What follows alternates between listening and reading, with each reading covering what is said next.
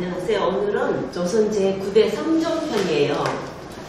성종은 사실 아버지가 의경세자였어요. 그래서 왕의 아들이 아니었죠. 예종이 일찍 죽는 바람에, 예종이 사실 1년도 못 살고 죽는 바람에, 요절하는 바람에 갑자기 세자제법도 못하고 예종의 아들이 4살밖에 안 됐어요. 그러다 보니까 아무리 어린 왕손이라고 해도 너무 어리기 때문에 사실 세조의 큰아들의 손자, 그것도 첫째 손자가 아니고 둘째 손자. 첫째 아들은 제한대군인데, 제한대군은 예종의 아들이었고 의경세자가 세조의 첫째 아들이었어요. 그런데 의경세자가 16살인데 성종은 13살이었어요. 근데 왜 16살짜리 큰을 왕으로 즉위 안 시키고 둘째 아들을 자울삼군 성종을 왜 왕으로 추대를 했는지, 그건 아마도 한명회의 입김과 또 정의왕후의 그 어떤 결단으로 인해서 성종이 왕위에 오르게 됩니다. 그리고 그 무렵에 그 세종의 넷째 아들 임명대군의 아들이 굉장히 똑똑하고 굉장히 어떤 전투라든가 이런 데 가서도 공을 많이 세우고 뛰어난 인물이었지만 정의왕후하고 한명회가 이 세워서 이렇게 의정의 둘째 아들 성종을 추대하게 됩니다. 사실 성종은 조선시대에서는 세종이 굉장히 최고의 성군으로 꼽힌다면 성종도 그에 못지않은 성군으로 기록될 만큼 안정적인 정치를 잘했던 분이세요. 그래서 물론 세종대왕하고 버금간다고 비슷비슷하고 하다고는 하지만 나중에 알지만 아들이 연산군이었기 때문에 많은 기록들 아니면 그 성군의 지위를 많이 깎아먹기도 했어요. 그리고 이 성종은 38세라는 정말 젊은 나이에 요절을 했기 때문에 재위 25년 동안 13살에 즉위를 했기 때문에 38살에 사망을 했어도 재위는 25년이나 했어요. 그랬으니까 작게 한 건 아니죠. 참 오랫동안 했어요. 지적 문화적 유산을 많이 남긴 인물이기도 했습니다. 사실 성종은 세자 교육을 못 받았어요. 그러다 보니까 어려서부터 세자 교육을 받고 이러면서 성균관에서 학자들에게 세자 교육을 받아야만 그 임금이 되었을 때도 어색함 없이 잘 할 수 있었는데 갑자기 왕이 되다 보니까 조금 모자라는 부분이 있어서 굉장한 노력을 하고 공부를 많이 했어요. 그래서 유산을 남긴 그 행적을 통해 가지고는 별로 나온 게 없지만 그래도 자료에 굉장히 성실하고 공부를 많이 한 임금으로 남아 있습니다. 어떻게 공부를 많이 했다는 게 증명이 되냐 하면 연평균 강년 수가 369회이니까 눈이 오나 비가 오나 정말 하루도 빠지지 않고 공부만 했다는 것을 알 수가 있습니다. 그러니까 강연을 많이 한다는 것은 집현전에 나가서 학자들하고 또 신하들하고 강연을 하기 때문에 그게 공부도 되고 또 정치를 익히는 길이기도 했어요. 그래서 실제 왕이 된 이후 성종은 경연에 거의 매일 참석을 해가지고 25년 동안 참여한 강연만 무려 9,229회라고 합니다. 그러니까 강연은 유능한 신하들과 함께 모여 공부하는 것을 말하는 것이에요. 그는 세조가 편찬했던 조선의 헌법 경국대전을 완성했어요. 예종이 사실 많이 완성이 돼가는 찰나에 예종이 갑자기 요절을 하다 보니까 완성을 못하고 성종이 받아서 그 경국대전을 완성했습니다. 그리고 여지승남, 악합계범, 동문선 등 수많은 책들을 편찬했습니다. 경국대전은 지금에도 우리가 헌법이 있듯이 헌법, 민법, 또 형법 이렇게 법이 여러 종류가 있지만 그 당시에도 헌법을 만들기 위해서 정도전이 시작을 해서 세조 때 어느 정도 완성이 돼가고 그 다음에 예종을 거쳐서 성종 때 완성이 됐어요. 그래서 이 경국대전은 조선 말기까지도 그 법을 인용해가지고 정치를 해왔던 법전입니다. 할아버지 세조 때부터 만들어지기 시작해 물론 그 전에 시초는 했지만 정도전부터 시초를 하고 태종 때 또 자기가 조금 더 세칙을 만들어서 보태기도 하고 이랬어요. 그랬지만 세조 때 굉장히 전력투구해서 만들기 시작해서 순자인 성종에 이르러가지고 완성해서 백성들에게 반포하고 또 궁중에서 정치를 하면서 어떤 거는 이렇게 여기에 속한다. 또 의정부라든가 육조에 한해서 다 세세하게 이렇게 만들어진 것입니다. 그리고 신, 준, 증, 동국, 여지, 승남이라고 해가지고 8도 준도, 지금으로 말할 것 같으면 지도예요. 우리나라 지도. 우리나라 지도를 정말 상세하게 만들어가지고 이거를 각 도의 지리, 풍속, 인물 등을 자세하게 기록한 우리나라의 지리서예요. 그때만 해도 지리서를 만들기가 굉장히 어려웠거든요. 일일이 다니면서 기로수가 얼마나 되는지, 또 어떤 동네에서는 무엇이 나며 어떤 동네에서는 또 다리가 몇 개 있고 어떤 동네에서는 하천이 있고 어떤 동네는 산이 있고 또 유명 사적도 있고 고려 때부터 내려오던 절이라든가 아니면 유명한 탑이라든가 이런 거를 전부 다 하나하나 만들어진 그 지도예요. 지도를 성종 때 만들었습니다. 그리고 악학개범이라고 해가지고 악기를 다루는 이론서예요. 실기로도 할 수 있고 이론으로도 할 수 있는 악학개범은 악보를 정리한 건데 사실 그 옛날에 무슨 악학개범이 있어가지고 악보를 읽고 작곡을 하고 이런 게 있었겠나 싶지만 그 옛날 조선시대 아니 고려시대부터도 이 악학개범이라는 게 있었어요. 궁중에 어떤 행사가 있을 때 그 노래를 한다든지 아니면 음악을 들려주는 이런 모든 것을 만들어서 성종 때는 뭘로 했냐면 한글로 실려 있어서 궁중의 음악은 물론 악기로 이렇게 만들어서 이 소리를 내는 향악까지도 해가지고 이론 및 제도, 법식 등을 그림과 같이 저렇게 그리고 옆에 설명을 해주고 하는 악학개범이라는 책을 편찬했습니다. 또 동문선이라는 책도 만들었는데 동문선은 뭐냐면 삼국시대 후기부터 시인이라든가 문사들의 시문 가운데 우수한 것을 뽑아가지고 편찬한 시문인데 명으로 만들었어요. 이거를 1478년에 우리나라 역대 시문선집이 130권이나 있고 또 우리나라 문학의 갈래에 전범이 되기도 했습니다. 사실 그때 당시에도 소설이라든가 시라든가 이런 거를 쓰고 이거를 또 만들어서 나누어서 읽고 또 어떤 학문의 수준의 이 동문선이 함께 하기도 했습니다.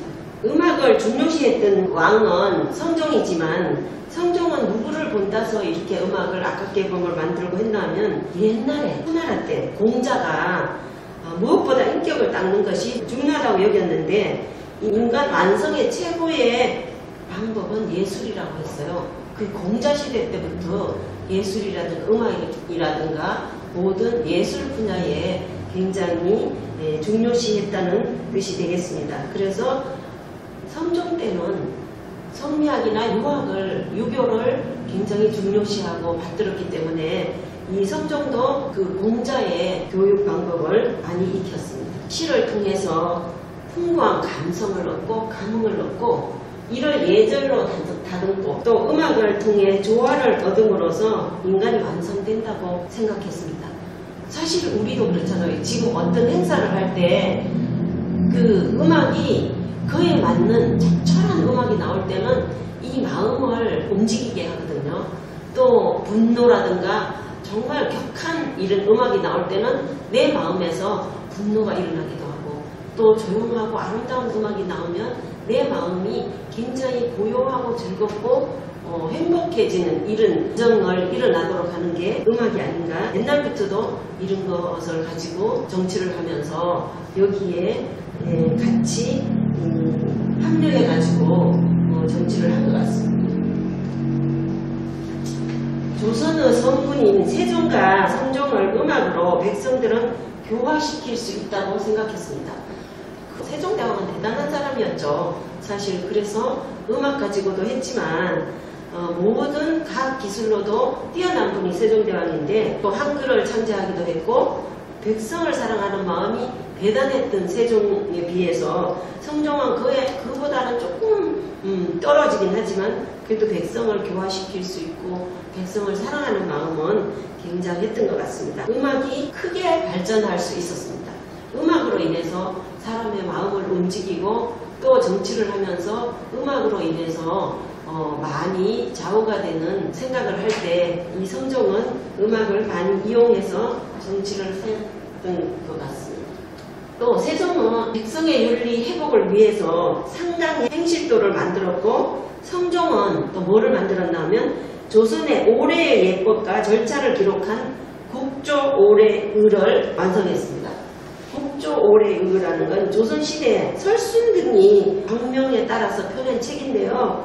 우리나라의 중국의 서적에서 군신, 부자, 부부간의 모범이 될 충신, 효자 18을 각 35명씩 35명씩 모아놓은 책이에요.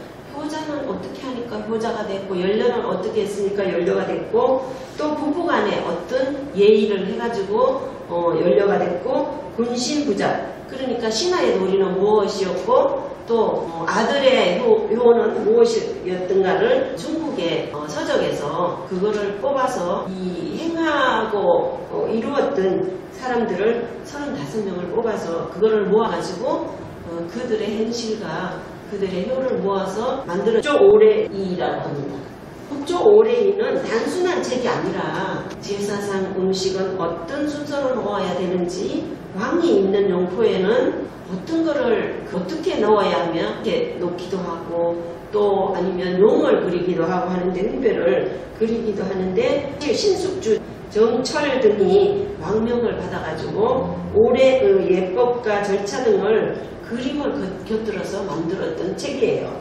그래서 길래, 가래, 빈내, 군내, 또 흉배, 흉내, 빈내 이렇게 5가지를 올해를 만들었던 책입니다. 길래는 제사를 받드는 모든 예절이었고요. 가래는 이제 결혼이나 성혼 이런 거를 어떻게 하는 것들의 책이었고요. 빈내, 또 군내, 군내는 군사들을 어떻게 다스리는가 하는 거였고요. 흉내는 요즘으로 말할 것 같으면 장례를 말하는 거예요. 장례를 어떻게 치르는가 하는 거고 빈내는 예의를 갖추어서 손님을 대접하는 것을 어떻게 외국에서 오는 손님은 어떻게 대접을 할 것이며 가정에서 또 중요한 손님이 올 때는 어떻게 대접을 할 것인가를 다 이렇게 일일이 알려주는 책이었습니다. 그러니까 용의 흉배를 놓을 때는 용의 발톱을 몇 개 놓고 아주 디테일하고 세세하게 용포 소매 길이는 어느 정도가 되는지 적당한지 또 예절과 규범에 대한 사항들을 적고 있습니다. 흉배라는 건 임금 그 앞에 이렇게 용포에 붙여놓는 그 그림이거든요. 그림을 옛날에는 다 이렇게 명주실을 해가지고 수를 나와서 용포에 붙여서 입었던 옷입니다. 사실 성종은 정치도 잘했지만 여자도 엄청 많았어요. 여자로 인해서 또 연산군을 태어난 태비윤씨가 있기도 하고 또 연산군 때는 또 사화가 2번이나 있기도 했지만 사실 그 옛날에 임금은 여자를 많이 두는 게 그 허물은 아니었거든요. 그랬는데 그래도 이 질투심 때문에 또 성종시대에 불상사가 일어나기도 하고 이 성종은 바람의 왕이고 또 태비윤씨는 질투의 왕비였어요. 그러니까 성종의 많은 업적 중 하나는 바로 엄청난 후궁이었어요. 그냥 방무만 해도 3명이었고 그 후궁이 9명이었어요. 그렇다 보니까 한 여자한테만 이렇게 예속이 돼가지고 한 여자만 이렇게 맨날 쳐다보고 있을 수가 없었죠. 그 당시 왕은 후궁을 많이 거느리는 것은 결코 흠이 아니었어요. 흉내리기도 아니었고 또 후사를 이어가 그 임금의 자손들이 이렇게 잘 이렇게 이어지지 않는 편이었기 때문에 후사를 많이 잇는 것도 임금의 책임이었습니다. 따라서 왕실의 여자들은 왕이 밤에 어느 후궁과 뭘 하든 늘 인자한 미소를 유지하고 항상 임금이 찾아왔을 때는 아무렇지 않는 척 얼굴에 정말 미소를 지으면서 왕을 맞이하게 됩니다. 그런데 이 패비윤 씨는 그렇지 못했습니다. 문제는 그러지 못하고 폭발하는 아내가 있었죠. 두 번째 왕비 윤 씨였어요. 첫째 왕비는 한명회의 딸이었죠. 한명회의 첫째 딸은 예종에게 시집 보내서 아들 하나 놓고 나서 죽었고, 또 둘째 딸은 성종에게 시집을 보냈어요. 그러니까 그때 한명회의 세력이 얼마나 권력이 셌는지는 이것만 봐도 딸들을 두 왕에게 시집을 보낸 것만 해도 대단했다는 걸 알 수가 있을 것 같습니다.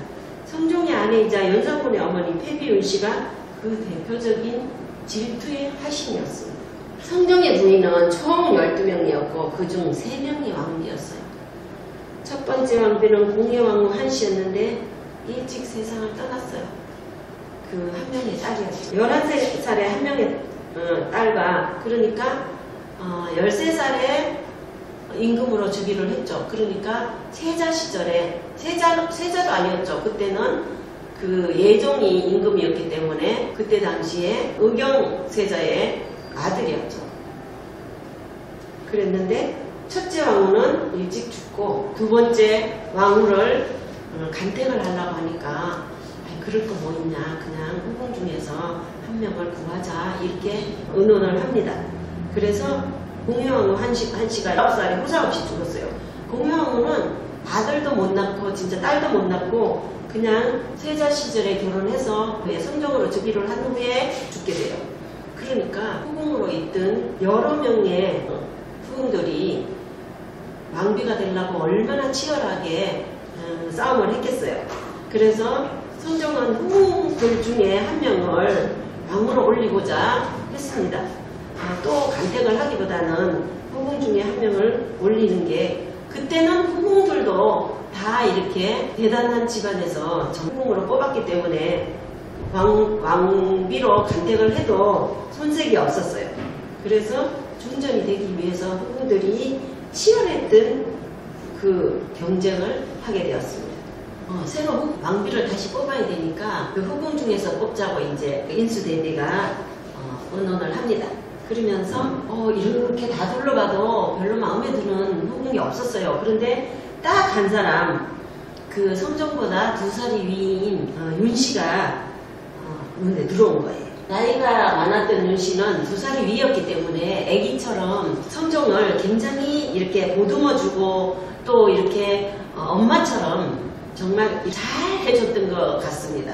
왜냐하면 그때는 후궁이었고 왕비가 되기 전까지는 마음이 또 다르잖아요. 왕비가 되면 어떤 권력욕이라든가 또 자기가 독점하고 싶은 이런 마음이 생겼던 것 같아요. 그래서 조금 나이가 많아서 우리 성종에게, 우리 아들에게 정말 잘해주고 있는 윤씨를 뽑아야 되겠다 싶어서 인수대비는 그 윤씨를, 연산군의 어머니 윤씨를 간택을 해서 그 왕비로 뽑게 됩니다.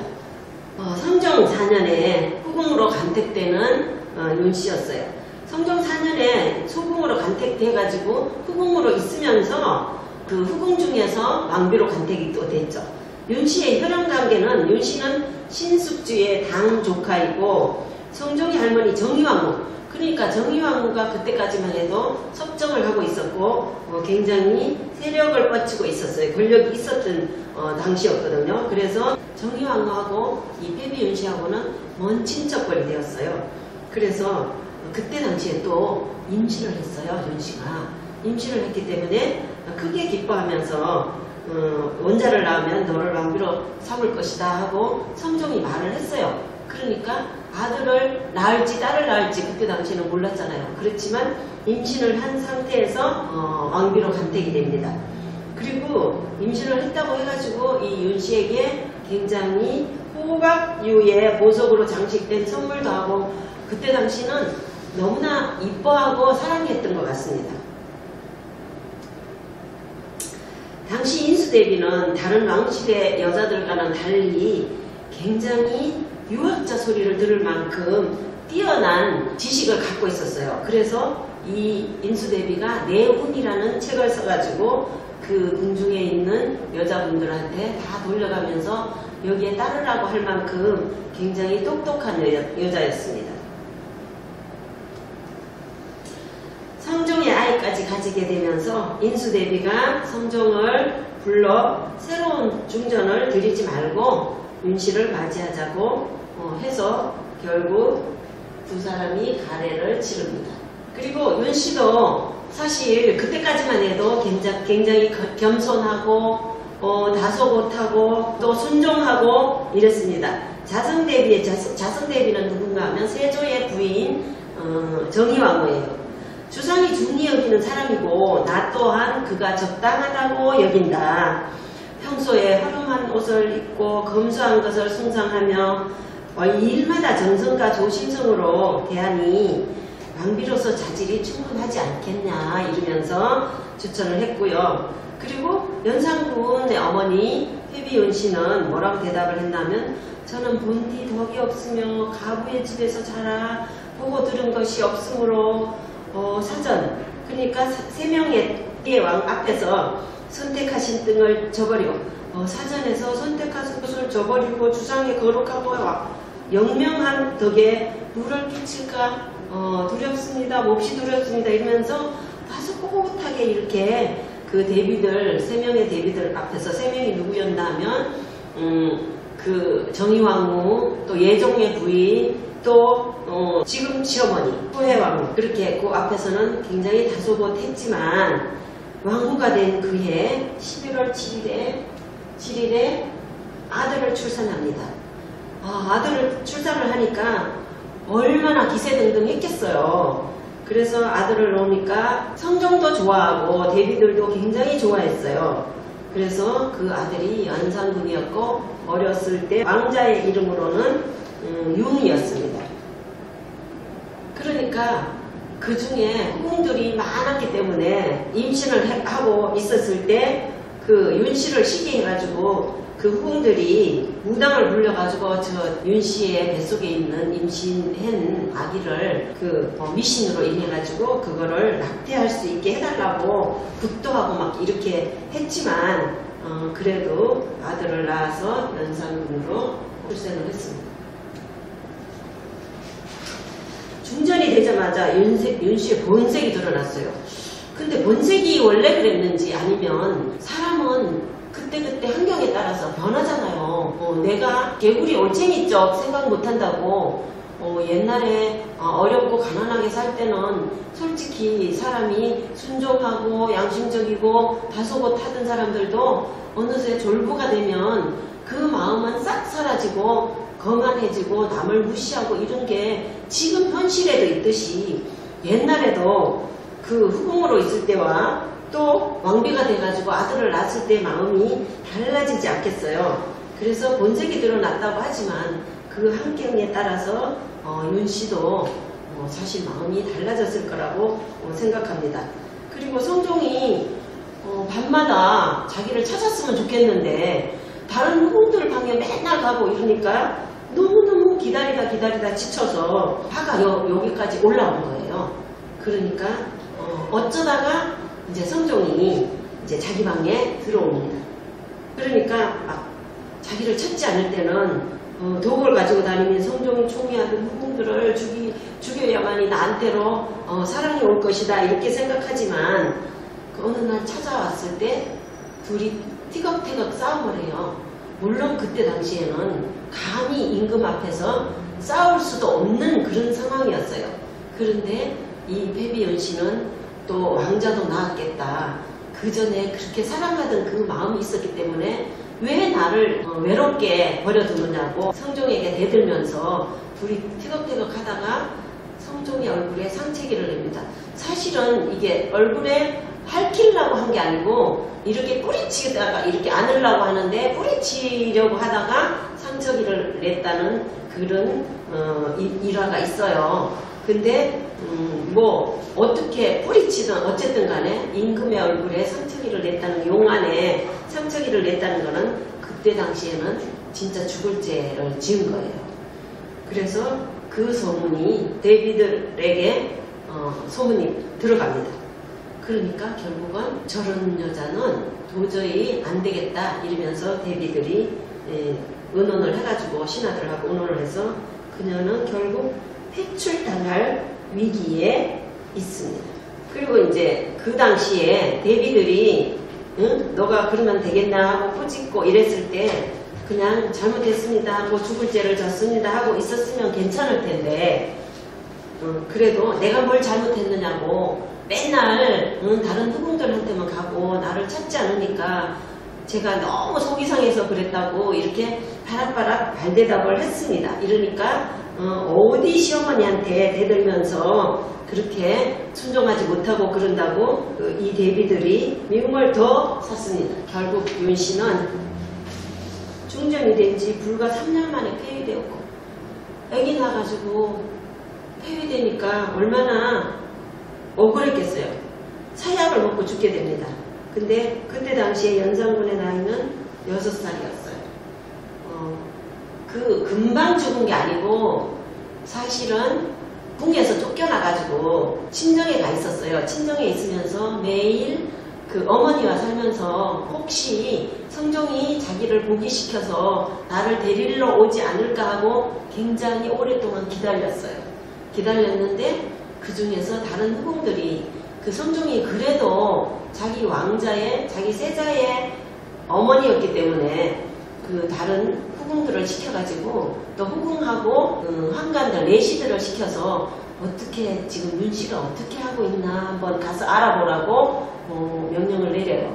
그러는데 후궁하고 내시들이 서로 짜고 어떻게 화려한 옷을 입고 얼굴에는 분칠을 하고 희희낙낙 잘 먹고 잘 지내고 있더라고 이렇게 보고를 합니다.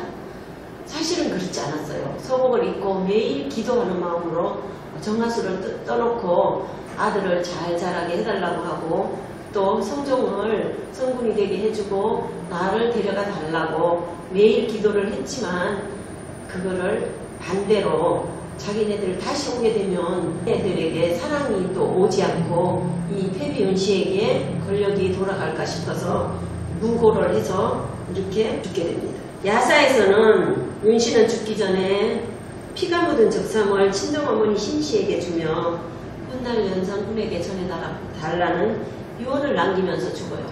결국은 그렇게 자기를 참여하지 못하고 그렇게 분칠하고 화려한 옷을 입고 그렇게 희희낙낙 살고 있다는 것은 자기가 반성을 못하고 있다는 뜻이라면서 성종은 결국 사약을 내려요.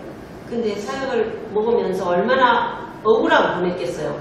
그래서 피를 토하면서 그 적삼에다가 피를 토하면서 이거를 내 아들에게 전해달라고 친정어머니한테 맡깁니다. 이거는 야사에 있는 것도 아니고 사료에도 나와 있습니다. 훗날 아들인 연산군이 왕위에 오른 후 적삼을 금방 받은 게 아니에요. 왕위에 올랐다고 이 적삼을 금방 받은 건 아니었어요. 그러니까 적삼을 건네받아서 이 사건을 알게 되면 폭주해서 이 실제 역사 속의 연산군을 왕위에 오르기 전부터 근데 어머니가 확실하게 어떻게 죽었는지는 모르지만은 어머니가 이렇게 폐비가 돼가지고 죽었는 거는 알고 있었어요. 그리고 연산군이 그리고 나서 중종이 어머니 그 왕후가 자기를 키우면서 자기의 친어머니가 아니라는 걸 연산군이 알고 있었어요. 그렇게 사랑을 자기 아들을 놓고 나서는 아들을 낳기 전까지는 좀 사랑해줬지만 자기 친아들을 장경왕후가 사실 그렇게 지극한 사랑을 주지 않았기 때문에 친어머니가 아니었구나 하는 것을 연산군은 알고 있었어요. 그래서 어머니가 어떻게 죽었는지는 어렴풋이나마 알고 있었습니다.